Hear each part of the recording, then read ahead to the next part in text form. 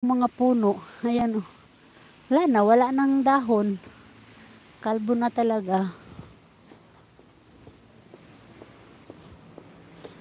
Tapos ito, mayroon pa siyang konti. May dahon pa siyang kaunti. Pero makakalbo na rin.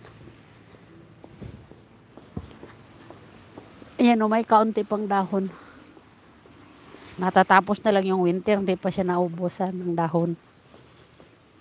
Lahat na kalbo.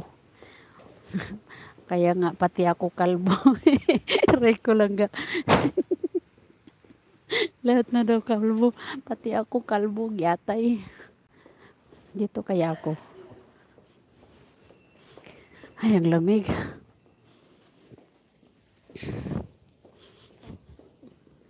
Parang si Sir Upaw.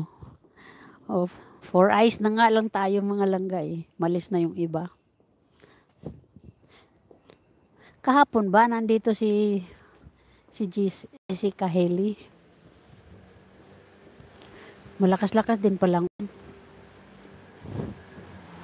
Mabuti na lang yung jacket ko. Waterproof. Kung hindi, ay nako. Ayokong basain yung payong ko. Di bali mabasa ako. Huwag lang mabasa payong ko.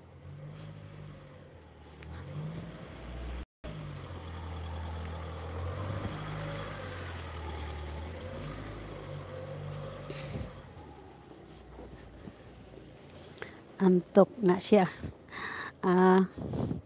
Bakit siya inaantok?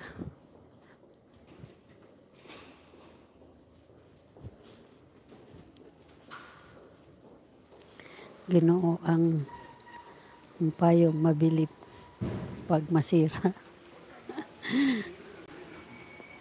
Kasi mga langga, nahirapan kasi ako pag yung binubuksan ko yung payong dahil hindi rin naman natutuyo pagdating doon sa kay senyora. Alam nyo kung bakit hindi siya natutuyo. Nandoon lang siya sa hindi siya pwedeng bukahin. Lamig. Ka nabibili ng maglalako ang senyora. Hindi na ako bibili doon sa mga naglalako.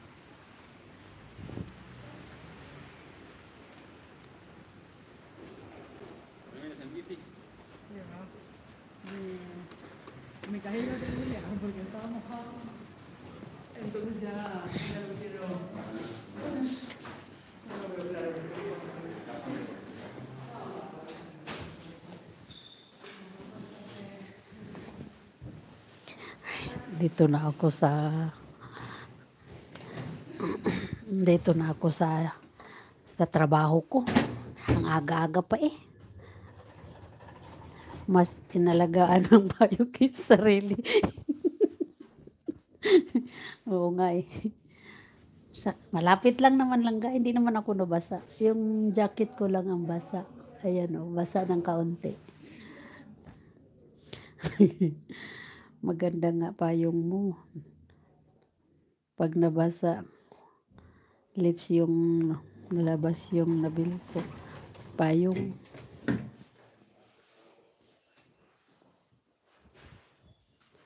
Doon ako sa taas. Nabili kong payong ngipin. Gatay. Ngipin yung lumalabas.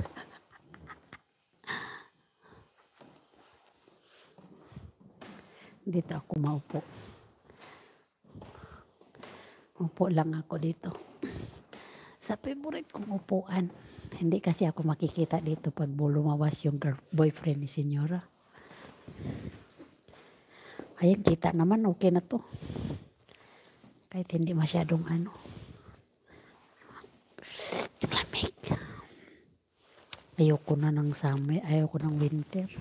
Napagod na ako.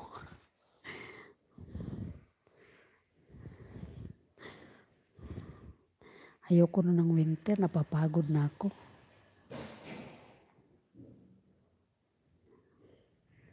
Ganyan silang mahal pa yun.